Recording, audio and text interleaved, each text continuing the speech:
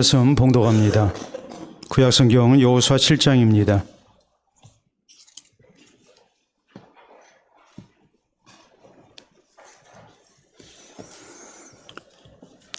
구약성경 328쪽 여호수아 7장 10절에서 13절 말씀 봉독할 때에 주께서 성경에 명하신 바를 따라 주의 말씀 잘 받는 표로 크게 아멘합니다. 봉독합니다. 여호와께서 여호수아에게 이르시되 일어나라, 어찌하여 이렇게 엎드렸느냐. 이스라엘이 범죄하여 내가 그들에게 명령한 나의 언약을 어겼으며 또한 그들이 온전히 바친 물건을 가져가고 도둑질하며 속이고 그것을 그들의 물건들 가운데에 두었느니라. 그러므로 이스라엘 자손들이 그들의 원수 앞에 능히 맞서지 못하고 그 앞에서 돌아섰나니 이는 그들도 온전히 바친 것이 됨이라. 그 온전히 바친 물건을 너희 중에서 멸하지 아니하면 내가 다시는 너희와 함께 있지 아니하리라. 너는 일어나서 백성을 거룩하게 하여 이르기를 너희는 내 일을 위하여 스스로 거룩하게 하라. 이스라엘 하나님 여호와의 말씀에 이스라엘아, 너희 가운데에 온전히 바친 물건이 있나니 너희가 그 온전히 바친 물건을 너희 가운데에서 제하기까지는 내 원수들 앞에 능히 맞서지 못하리라. 아멘. 신한해를 보내고 새해 하나님의 은혜와 선한 인도를 사모하는 가운데 오늘 이 송구 영신예배에 참석한 우리 모든 성도들에게 하나님의 은총이 충만하시기를 기원합니다. 우리가 살아온 20세기를 가리켜서 자동차의 세기라고 부릅니다. 왜냐하면 자동차의 대량 보급을 통하여 우리 인류 문명에 아주 획기적인 변화가 나타났기 때문입니다. 그러므로 21세기를 살고 있는 우리 인류에게 자동차가 없는 세상은 상상할 수가 없습니다. 이 자동차는 1769년 프랑스에서 발명되었습니다. 인류 최초로 발명된 자동차는 증기 자동차였습니다. 그러다가 1886년 독일의 카를 벤츠가 최초로 가솔린 자동차를 세상에 선보였습니다. 내연기관이 등장한 것입니다. 그리고 1908년 유명한 미국의 헨리 포드가 자동차 대량 생산의 시대를 열었습니다. 그래서 20세기는 자동차의 세기가 될 수 있었습니다. 그러므로 최초로 자동차가 발명되고 대량으로 보급돼서 자동차의 세기가 되기까지 대략적으로 140년이라는 시간이 걸렸습니다. 그동안 자동차는 그 구조와 성능이 비약적으로 발전했습니다. 그러나 이런 놀라운 성능 개선과 발전 속에서도 140년 동안 유독 변하지 않은 것이 하나 있었습니다. 바로 뒤를 볼 수 있는 룸미러 그리고 사이드 미러가 없는 것입니다. 실내 거울 그리고 자동차 옆에 달려있는 이런 거울이 없는 자동차가 140년 동안 우리 인류 문명과 함께 했습니다. 거기에는 중요한 이유가 있습니다. 왜냐하면 당시에는 자동차가 많이 다니지 않았습니다. 그러므로 주위를 살피며 운전할 필요가 없었습니다. 또 자동차의 속도가 빠르지 않았습니다. 그러므로 고개를 돌려서 뒤를 봐도 사고 위험이 전혀 없었습니다. 그런가 하면 당시 자동차는 엄청난 소리를 내며 달렸습니다. 그러므로 뒤에 차량이 따라온다면 쉽게 알 수가 있었고 조심할 수가 있었습니다. 이런 여러 가지 이유로 당시 자동차에는 뒤를 볼 수 있는 룸미러나 사이드미러가 필요하지 않았습니다. 그러다가 1911년 미국의 레이 하룬이 처음으로 자신의 자동차에 사이드미러를 설치합니다. 레이 하룬은 자동차 경주 선수였습니다. 당시 자동차 경주는 조수를 옆자리에 태우고 달렸습니다. 조수의 역할은 다른 것이 아니라 따라오는 뒷차와의 거리를 알려주는 일이었습니다. 레이 하룬은 조수 없이 혼자 달리면 더욱 빨리 달릴 수 있다고 생각을 했고 자신의 자동차에 사이드미러를 부착합니다. 그래서 당시로서는 어마어마한 속도인 시속 120km로 달려서 경주에서 우승할 수 있었습니다. 이때 이후로 모든 자동차에는 사이드미러가 설치가 됐고 곧 이어서 실내 거울인 룸미러가 설치됩니다. 그래서 이 사이드미러와 룸미러는 안정 운행과 또 효율적인 운행을 위해서 꼭 필요한 자동차의 부품이 되었습니다. 앞으로 잘 달리기 위해서는 우리 모두가 다 뒤도 잘 살펴야 함을 우리에게 강조하고 있는 것입니다. 우리 인생도 마찬가지입니다. 나의 지나온 날을 우리가 다시 한번 돌아보고 또 새롭게 새 출발을 해야 우리에게 아름다운 내일이 있음을 우리는 잊지 말아야 됩니다. 그렇기 때문에 우리가 이 시간에 송구 영신 예배를 이 영시에 하나님 앞에 드리고 있는 것입니다.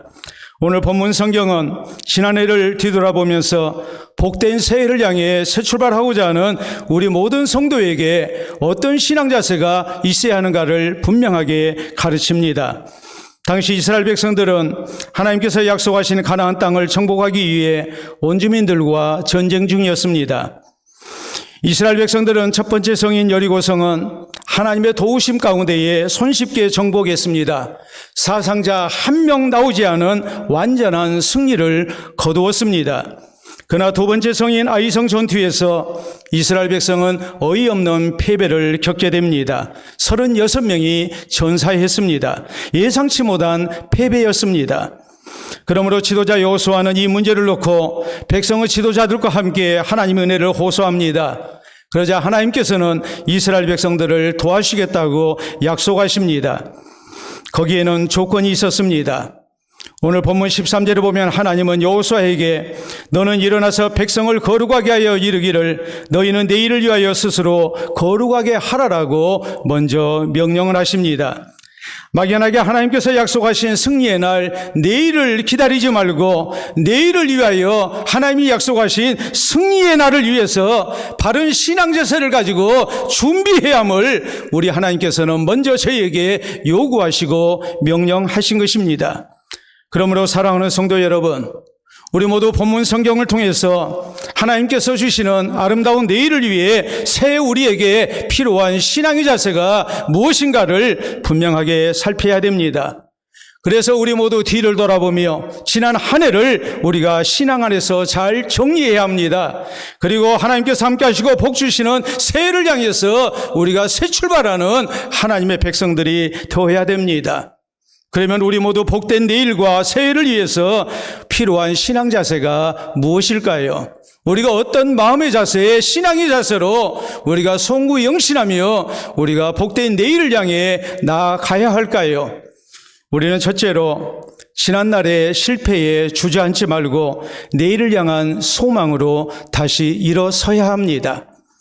10절에 보면 여호와께서 여호수아에게 이르시되 일어나라 어찌하여 이렇게 엎드렸느냐라고 하나님 말씀하십니다. 일어나라, 실패했다고 아주 주저앉지 마라고 말씀하십니다. 엎드려져 있지 말고 다시 일어나라고 하나님께서 먼저 말씀하십니다. 지난날의 실패 때문에 낙심하지 말라는 말입니다. 절망하지 말라는 말입니다. 오늘의 실패 때문에 우리가 내일까지 포기하는 사람이 돼서는 안 된다는 말입니다. 그보다는 내일을 위해서 다시 일어나야 하고 우리가 다시 시작해야 하고 새 출발하는 하나님의 백성이 될 것을 하나님은 먼저 말씀하십니다. 마찬가지입니다. 우리 성도도 복된 내일을 위해서 또 복된 새해를 위해서 지난날의 실패 때문에 우리가 아주 주저앉아서는 안 됩니다. 엎드려져만 있어서는 안 됩니다. 다시 일어나야 합니다. 내일을 향한 소망을 가지고 우리가 다시 일어나야 합니다. 예수님의 제자 가운데 한 사람인 베드로는 예수님 십자가에 달리시기 위하여 잡히실 때에 그는 3번이나 예수님을 부인합니다. 그는 예수님의 제자 가운데 수제자로서 누구보다도 예수님을 잘 믿고 따르고 싶었습니다. 우리 예수님께서 죄인된 우리의 죄를 대속하기 위해 십자가에서 죽으실 거라고 말씀하실 때에 원수들에게 잡히실 거라고 말씀하실 때에 베드로는 오게도 죽는 데에도 내가 따라가겠노라고 장담했습니다. 그러나 그의 장담은 허망하게 무너졌습니다. 그는 3번이나 예수님을 부인한 겁니다. 부끄러웠습니다. 스스로도 더 이상 예수님의 제자라고 말하기가 너무나도 염치 없는 일이라고 생각이 됐습니다. 이런 베드로에게 예수님 찾아오십니다. 저를 용서하십니다. 그리고 너는 장차 순교자가 될 것이라고 우리 주님은 저를 다시 일어서게 하십니다. 지난날의 실패 때문에 아주 주저앉아서는 안 된다고 내일에 대한 소망과 확신을 가지고 다시 시작하도록 우리 주님은 베드로를 일으켜 세우셨습니다. 마가도 그랬습니다. 마가도 자신의 계획과는 달리, 자신의 마음의 소원과는 달리, 또 입술로 헌신을 약속했던 것과는 달리 그는 헌신의 자리에서 낙오된 사람이었습니다. 그러나 마가는 그 자리에 주저앉지 않았습니다.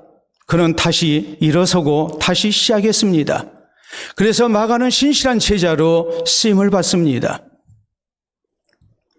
대기업 인사 담당자들에게 물어봤습니다. 과거 입사 지원에서 탈락했던 지원자가 다시 입사 지원을 하는 것에 대해서 어떻게 생각하느냐고 물었습니다. 그랬더니 인사 담당자들 하는 얘기가 68.7%가 긍정적으로 생각한다고 답합니다. 그리고 그 이유를 이렇게 말했습니다. 50.3%는 실패에 낙심하지 않고 다시 도전하는 정신을 높이 산다고 대답합니다. 16.9%는 그 사이에 발전 가능성이 있기 때문에 그 사람을 정당하게 또 바르게 평가할 거라고 했습니다. 16.4%는 그 사람의 능력을 다시 평가하고 싶다고 했습니다. 13.8%는 우리 기업을 다시 지원한 거 보니 애사심이 남다를 것 같아서 그것을 긍정적으로 본다고 대답을 합니다. 실제 제 지원자 가운데의 최종 합격자 비율은 무려 33.8%로 나타났습니다. 내가 저 회사에 지원했다가 취업하지 못했기 때문에, 실패했기 때문에 내가 다시 도전하지 못하고 아주 포기했다면 이 사람들 절대로 자기가 원하는 기업에 들어갈 수 없었을 것입니다. 사랑하는 성도 여러분, 우리는 작년에 송구영신 예배를 드리면서 또 하나님 앞에 새로운 결심을 많이 했습니다. 그러나 우리 지난해의 모습을 보면 우리가 하나님 앞에 소망했던 모습과는 상당히 다르게 살아왔음을 우리가 시인할 수밖에 없습니다. 지난 한 해를 놓고 볼 때에 내가 신앙 안에서 살았던 나의 모습은 과연 몇 점이나 줄 수 있습니까? 어쩌면 많은 분들이 그렇게 대답할 것입니다. 나는 지난해 실패한 사람이라고. 나는 내가 결심한 대로 살지 못했다고.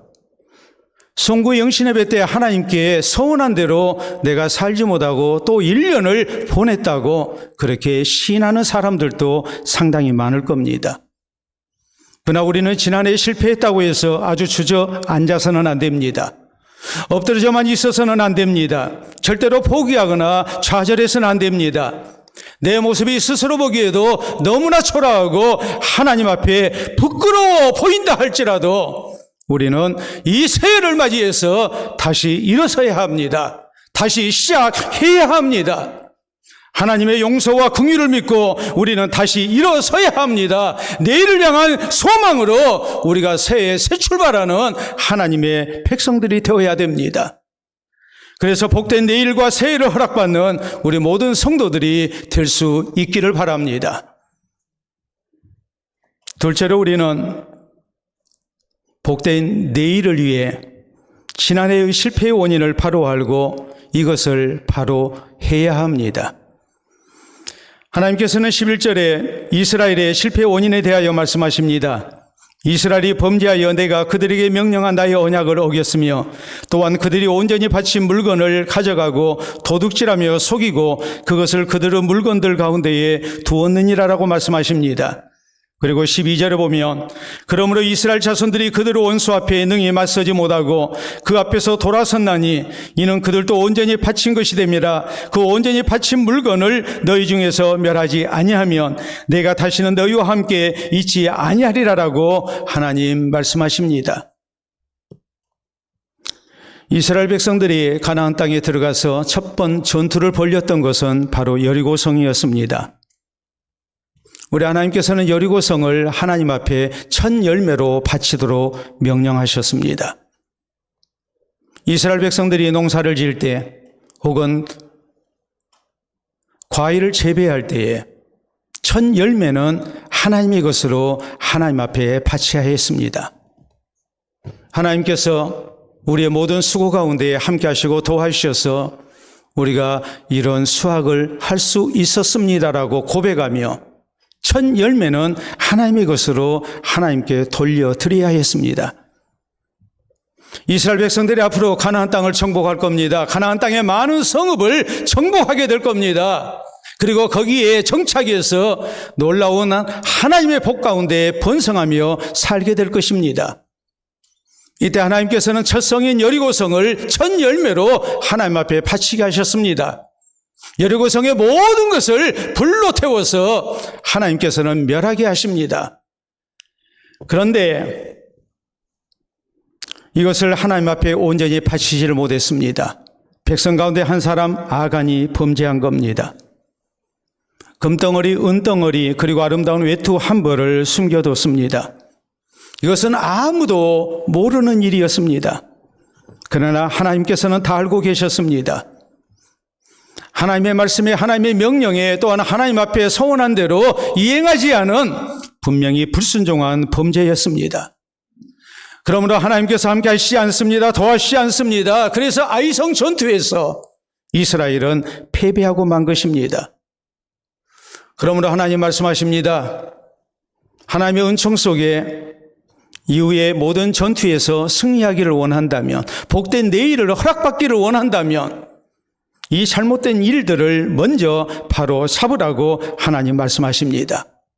그래야만이 하나님께서 함께 하시고 도와주실 것이라고, 이것을 바로잡지 않은 이상 절대로 복된 내일은 주어지지 않을 것이라고 하나님께서 말씀하십니다. 우리 성도도 복된 내일을, 또 복된 새해를 허락받으려면 지난해의 실패의 원인을 바로 알고 이것을 먼저 바로 해야 합니다. 특히 내가 하나님의 말씀대로 살지 못한 것을 기억하고 이 새해는 더욱 하나님 말씀대로 살고자 힘써야 합니다. 성경에 보면 히스기야 왕이 오르자마자 첫째 달 첫날 성전을 청결케 합니다. 그 아버지 아하스 왕 때에 극심한 우상 숭배를 했습니다. 성전에다 우상을 세우고 하나님 대신에 우상을 숭배했습니다. 그래서 하나님의 무서운 진노와 징벌이 임했고 나라는 쇠퇴했습니다. 아버지가 죽고 난 다음에 그 아들 히스기야가 왕이 올랐을 때에 이 나라가 새로워지고 하나님의 아름다운 은총 속에 아름다운 내일을 맞이하려면, 이 나라가 하나님의 은총 속에 부강한 나라가 되려면 가장 중요한 것은 하나님을 바로 섬기는 것이라고 판단합니다. 그리고 왕이 오르자마자 첫 번째 달 첫째 날 그는 성전을 청결케 합니다. 성전에 세워졌던 우상을 파괴합니다. 온전히 하나님 말씀대로 살고자 일대 종교 개혁을 단행합니다. 그럴 때 하나님께서 함께 하시고 도와주셔서 부강한 나라가 될 수 있었습니다. 과거의 잘못을 완전히 청산하고 하나님의 말씀대로 하나님 향한 신앙으로 살고자 새 출발할 때에, 그럴 때 하나님께서 함께 하시는 놀라운 은혜가 나타났던 것입니다. 복된 새해가 열렸고 아름다운 내일을 허락받았습니다. 미국 미시간주 앤아버라는 곳에 실패 박물관이라는 아주 특별한 박물관이 있습니다. 실패 연구의 세계적 권위자인 로버트 맥베스라는 사람이 세운 박물관입니다. 40여 년에 걸쳐서 연구하고 자료 수집을 통해서 약 7만여 점의 실패 사례, 또 이런 제품들을 모아서 전시하고 있는 박물관입니다. 우리가 한번 사진으로 만나보도록 하겠습니다. 저렇게 슈퍼마켓처럼 엄청나게 많은 제품들이 쌓여져 있습니다. 다음 사진 보도록 합니다. 저렇게 엄청나게 많죠. 또 다음 사진 볼까요? 저렇게 수없이 많은 7만여 점의 제품들이 산더미를 이루고 있습니다. 이 많은 7만여 점의 실패 실패한 제품 가운데, 신상품 가운데에 우리가 좀 보면 느껴지는 것이 있습니다. 세 가지만 예를 들어보도록 하겠습니다. 자, 먼저 여러분이 보실 것은 펩시콜라입니다. 저건 크리스탈 콜라라는 이름이 붙은 콜라입니다. 콜라 색이 좀 이상하지요? 콜라 색깔이 아니고 저것은 무색의 콜라입니다. 1992년에 카페인이 들어가지 않고 색소가 들어가지 않은 아주 건강한 콜라를 펩시콜라에서 이렇게 출품을 했습니다. 그리고 이 제품을 통해서, 이 신제품을 통해서 코카콜라를 넘어설 것이라고 예상을 했습니다.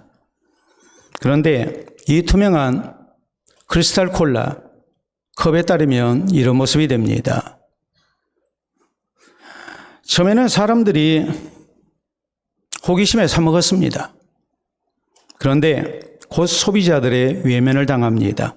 왜냐하면 카페인이 들어가지 아니하니까 맛이 밋밋했고 또 콜라 색이 나타나지 아니하니까 보기에 너무나도 어색한 겁니다. 꼭 사이다를 먹는 기분이 든 겁니다. 그래서 소비자의 외면을 당하고 말았습니다. 실패했습니다. 다음으로 우리가 볼 수 있는 것은 바로 유명한 헤인즈 케첩입니다. 세계적인 기업이죠. 토마토 케첩입니다. 원래 토마토 케첩이 저렇게 빨간색이죠. 그런데 이 회사에서 2000년에 이런 케첩을 내놨습니다. 보라색입니다. 그런데 한 가지 간과한 게 있었습니다. 감자에다가 튀긴 감자에 케첩을 발라먹는데 발라놓으니까 이런 모습이 됐습니다. 저거 먹고 싶겠습니까? 그래서 징그럽다 해서 저것도 실패작이 되고 말았습니다. 다음으로 우리가 볼 수 있는 것은 바로 담배입니다. 1988년 레이놀즈 타바코라는 담배 회사에서 무려 3천억 원을 투자해서 내놓은 신제품입니다. 연기가 나지 않습니다. 그러므로 주변 사람에게 피해를 주지 않냐고 마음껏 흡연할 수 있다 해서 이것을 대대적으로 홍보했지만 실패하고 맙니다. 왜냐하면 담배 연기 나는 맛으로 담배를 피우는데 연기가 나지 아니하니까 담배 맛이 안 난다는 겁니다. 그래서 3개월 만에 접고 말았습니다. 무려 3천억 원을 투자해서 개발한 신제품이었지만 실패하고 만 겁니다. 이 실패 박물관에 진열되어 있는 제품들이 바로 이런 제품들입니다. 이 실패 박물관을 관람하려면 관람료가 상당히 비쌉니다. 그러나 오늘날 많은 기업 경영인들이 방문합니다. 실패를 통해서 공부하기 위해서입니다. 그리고 신제품을 내놓을 때에 이런 모든 사례들을 연구한 가운데에 다시 반복하지 않으려고 노력합니다. 그럴 때 많은 기업들이 성공했습니다. 그렇기 때문에 이 실패 박물관의 정식 이름은 신제품 작업소입니다. 실패 원인을 알고 배워야 한다는 말이요. 이것을 다시 반복하지 아니해야 비로소 성공할 수 있음을 우리에게 가르치고 있는 겁니다. 사랑하는 성도 여러분, 성경은 잠언 19장 3절에 우리에게 이렇게 말씀합니다. 사람이 미련함으로 자기 길을 굽게 하고 마음으로 여호와를 원망하느니라. 내가 실패했던 원인이 누구에게 있다고 생각합니까? 하나님이 나를 사랑하지 아니하셔서, 내 기도에 응답하지 아니하셔서, 하나님이 나에게 복을 주지 아니해서 나를 안 도와주셔서 내가 실패했다고 생각합니까? 아니면 내가 스스로 하나님 앞에 사랑받지 못한 모습으로 살았기 때문에 나에게 하나님의 은혜가 나타나지 아니한 겁니까? 사람이 미련함으로 자기 길을 굽게 하고 마음으로 여호와를 원망한다는 이런 어리석은 모습이 우리에게 있어서는 안 됩니다. 그보다는 지난해의 실패를 통해서 나의 잘못을 깨닫고 그리고 바로 해야 합니다. 그렇기 때문에 우리 모두 이 말을 기억해야 합니다. 실패는 성공의 어머니가 될 수도 있고 또 다른 실패의 어머니가 될 수도 있다라는 말입니다. 실패를 통해서 배워야 합니다. 그리고 바로 해야 합니다. 그래야 성공합니다. 이것을 먼저 하지 아니하면 우리는 이 새해에도 지난해와 마찬가지로 또다시 실패하게 될 것입니다. 그러므로 우리 성도는 지난해의 실패의 원인을 바로 알아야 합니다. 먼저 이것을 바로 해야 합니다. 특히 내가 하나님의 말씀대로 살지 아니한 것, 이것을 다시 한번 되돌아봐야 합니다. 그리고 이 새해에는 더욱 하나님 말씀에 순종하며 살 것을 다짐해야 됩니다. 복된 내일을 향해 나아가는 성도가 되어야 됩니다. 그래서 새해 하나님께서 함께 하시고 도와주시는 가운데 복된 새해를 허락받는 우리 모두가 될 수 있기를 바랍니다. 세 번째로 우리 성도가 복된 내일을, 복된 새해를 허락받기 위해서는 이 새해 더욱 진실되게 하나님 의지하며 살아야 합니다. 13절에 보면 하나님은 여호수아에게 이렇게 말씀하십니다. 너는 일어나서 백성을 거룩하게 하여 이르기를 너희는 내일을 위하여 스스로 거룩하게 하라.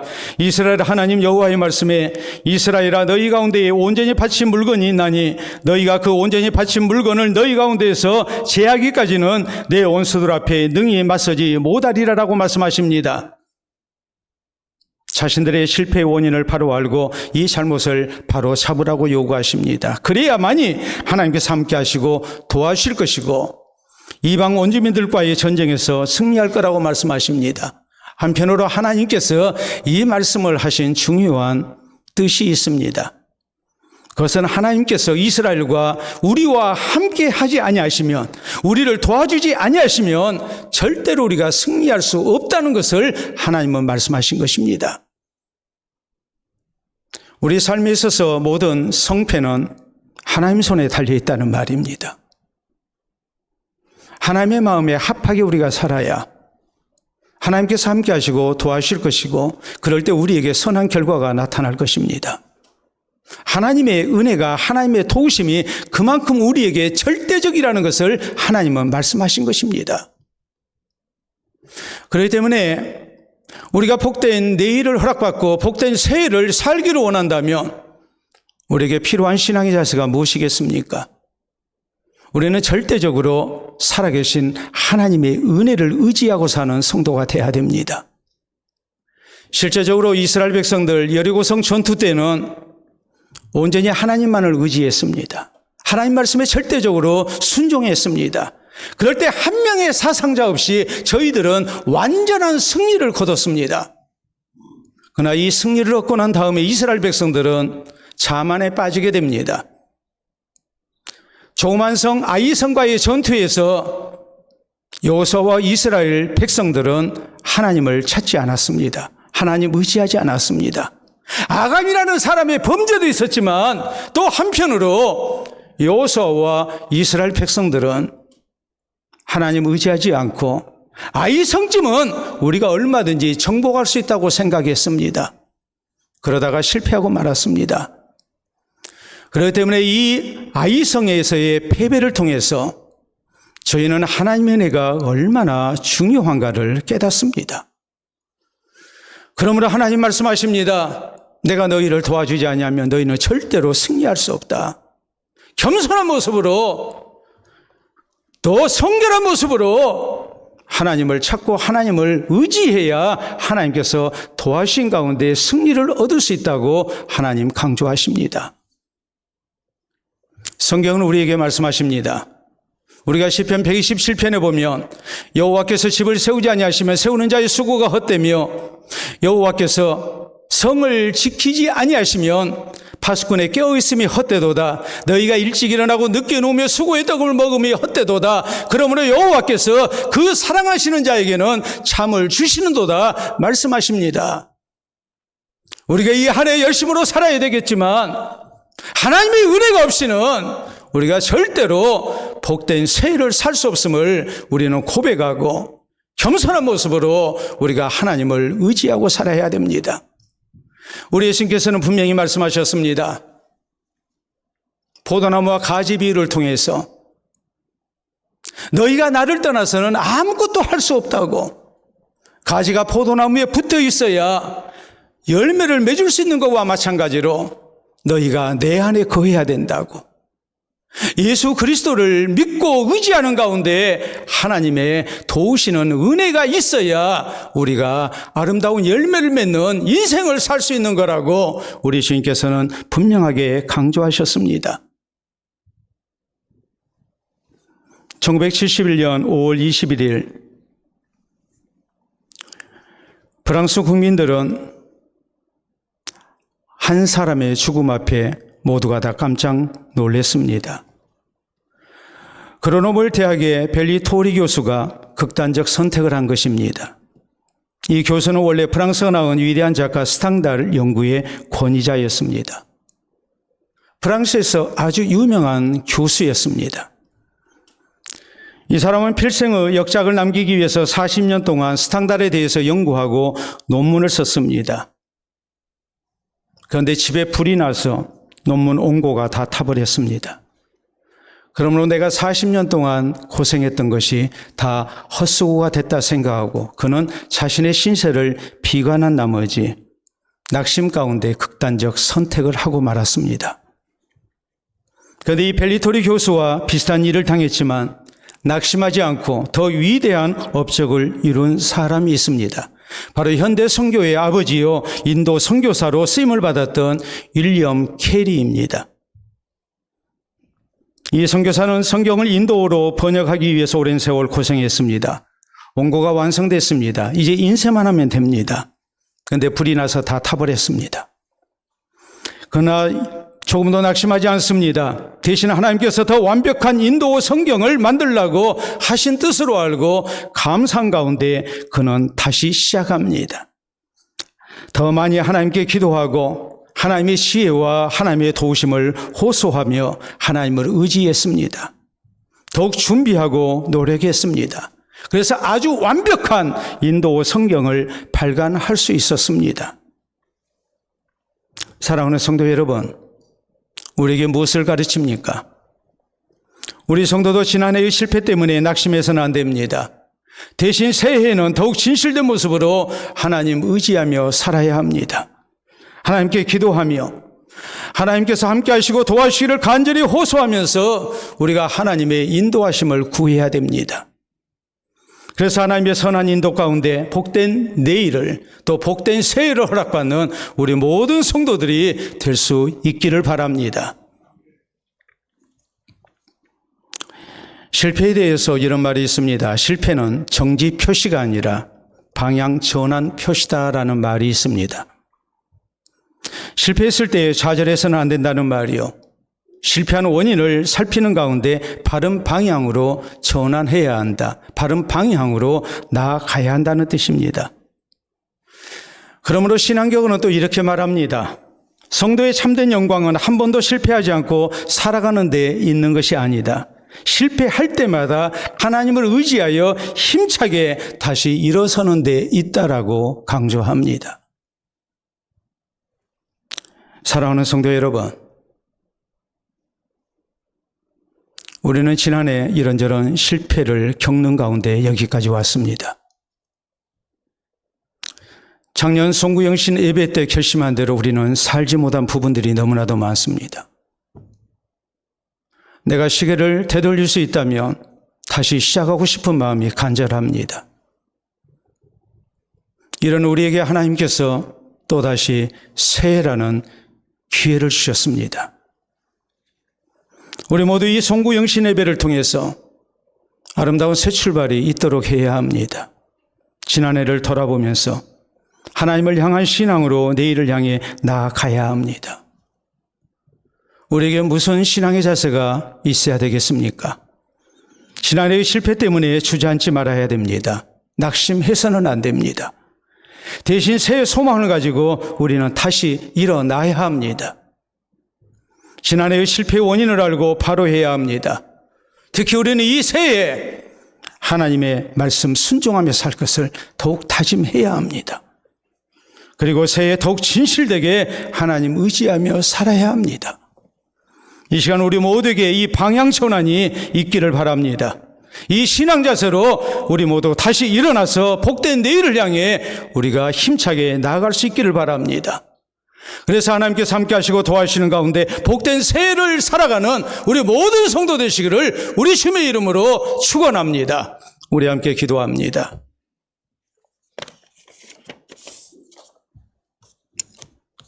지난해의 나의 모습을 돌아보며 이 새해 하나님을 향한 신앙 가운데 새로움을 입게 해달라고 기도합니다. 그래서 하나님께서 함께 하시고 붙드시는 가운데에 복된 내일, 복된 새해를 허락받는 성도 될 것을 주님 앞에 다짐할 수 있기를 바랍니다. 기도합니다.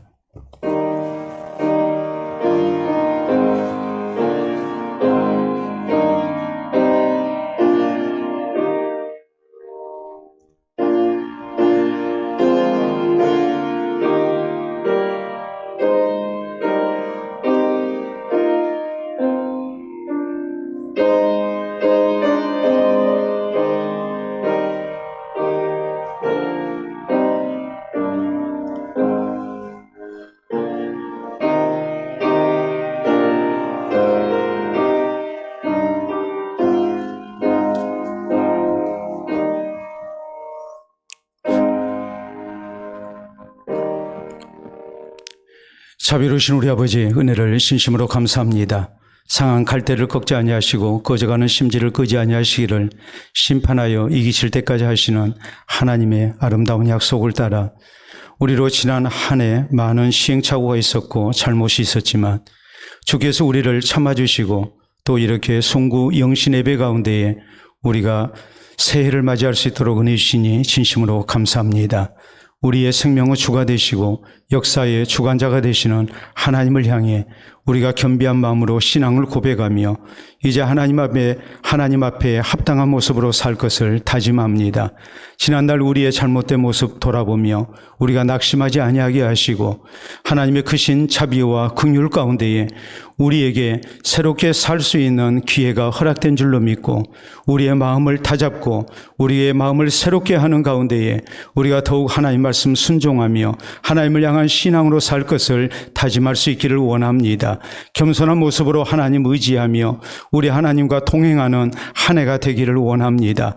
살아오는 성도들 이 시간도 일일이 기억하시고 저희를 받아주시오며 저희의 마음의 결심이 흐트러지지 아니하도록 저희를 붙들어 주시옵기를 원합니다. 하나님을 향한 산 소망을 가지고 새해를 시작할 때에 우리 하나님께서 저희를 더욱 위로해 주시고 격려해 주시고 또 후원해 주시옵기를 원합니다. 주를 향한 신앙으로 사는 성도들마다 그 발걸음이 아름다운 발걸음이 되게 하시고 한 해의 모든 수고와 노력 가운데에 하나님이 주시는 선한 결과를 얻게 하시고 신앙도 성숙되게 하시고 인격도 성숙되게 하시고 또 살아계신 하나님의 은총도 많이 허락받고 체험하며 더욱 주님 앞에 귀하게 쓰임받는 우리 모든 성도들이 되게 하여 주시옵소서. 이 시간 주님 앞에 다짐한 이 기도를 붙들고 우리가 한 해를 참으로 하나님 앞에 합당하게 살아가게 하시고 흔들림이 없이 믿음의 길을 걸어가는 우리 모두 되게 하시고 복된 내일이 허락되는 아름다운 응답이 있게 하여 주시옵소서. 감사하며 예수님 이름으로 기도하옵나이다. 아멘.